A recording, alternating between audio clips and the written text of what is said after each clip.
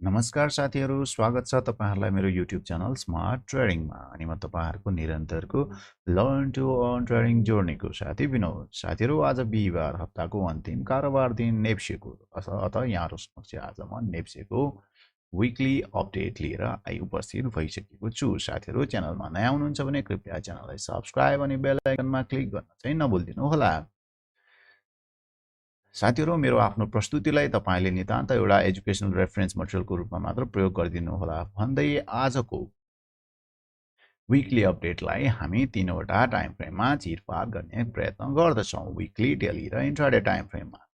स्क्रिनमा तपाईले देखिराख्नु भएको छ वीकली टाइम फ्रेममा नेप्सेको क्यान्डलस्टिक चार्ट। सो तपाईले यो हप्ता तपाईले देख्न सक्नुहुन्छ। अर्को लास्ट वीक हामीले के भनेका थियौं त भन्दाखेरि लास्ट वीक चाहिँ यो क्यान्डलको हैन मेजर सप्लाई पोइन्टमा ट्याप गरेर मार्केटले चाहिँ यो रिजेक्सन खाएको कारणले गर्दाखेरि मार्केटले फेरि तलतिर आउन सक्ने सम्भावना बोकेको छ भनेर यहाँहरु समक्ष यहाँ तर यसमा एउटा चाहिँ पाटो चाहिँ हामीले चाहिँ अलिकति ओभरलुक गर्न नसकेको पाटो के थियो त भन्दाखेरि यो क्यान्डलको यो लोलाई चाहिँ यो लास्ट वीकको क्यान्डलले चाहिँ स्वीप गरेको थियो।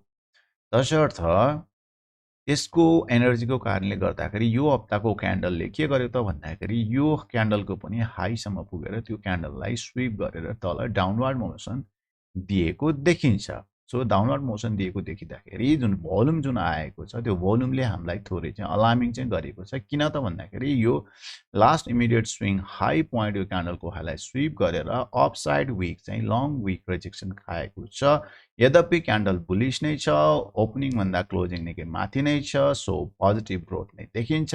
वीकली हाम्रो चाहिँ ग्रोथ हेर्ने हो भने 2.48% ले मार्केट ग्रो भएको देखिन्छ।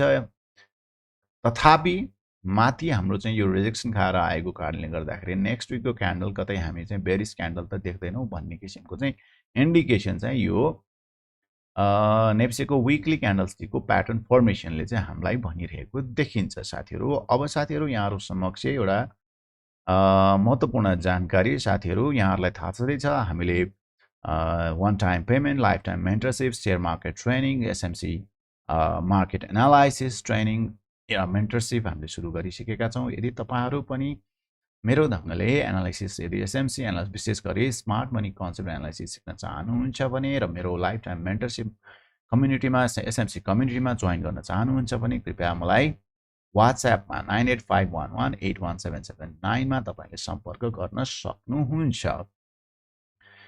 त साथीहरु, अब जाउँ हामी पुनः हाम्रो एनालाइसिस तर्फ। अब हामी डेली टाइम फ्रेमको एनालाइसिसतिर लागौं।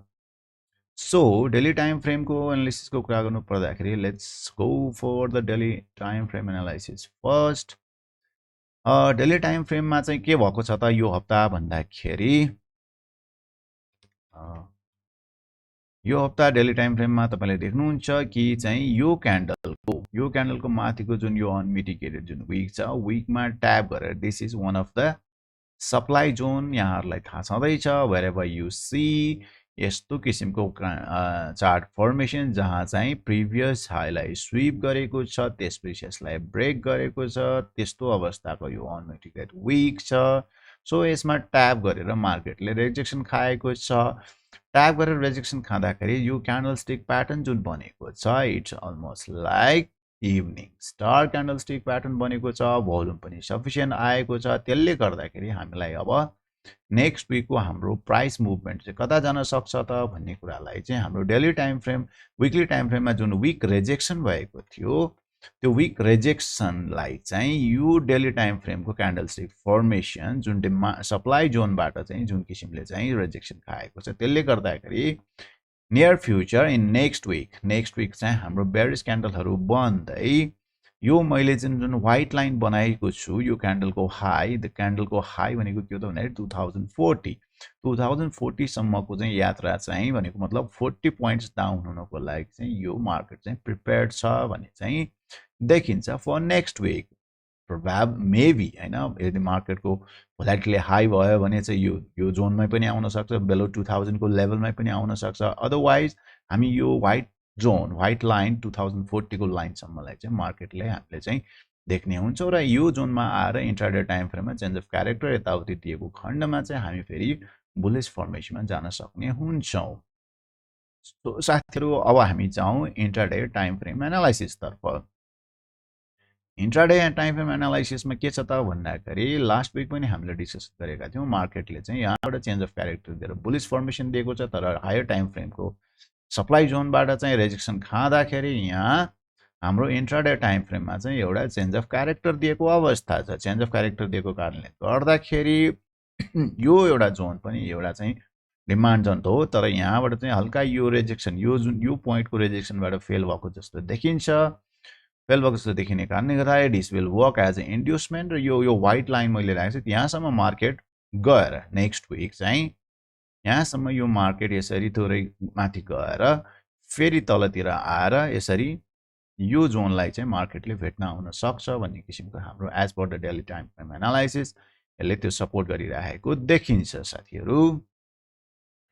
सो साथीहरू यहाँसम्म आउँदाखेरि मैले आफ्नो एनालिसिसलाई टुङ्गाइसकेको अवस्था हो। पुनः एकपटक साथीहरू यदि तपाईँ SMC community training and life time mentorship प्रोग्राममा तपाईँ जोइन गर्न चाहनुहुन्छ भने कृपया मलाई वाट्सएप गर्न सक्नुहुन्छ। तपाईँले 9851181779 9851181779 मा।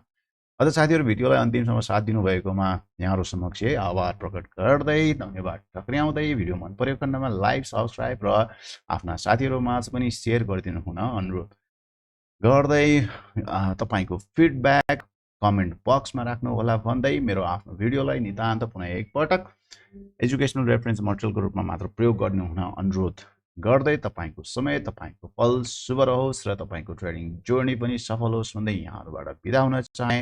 नमस्कार।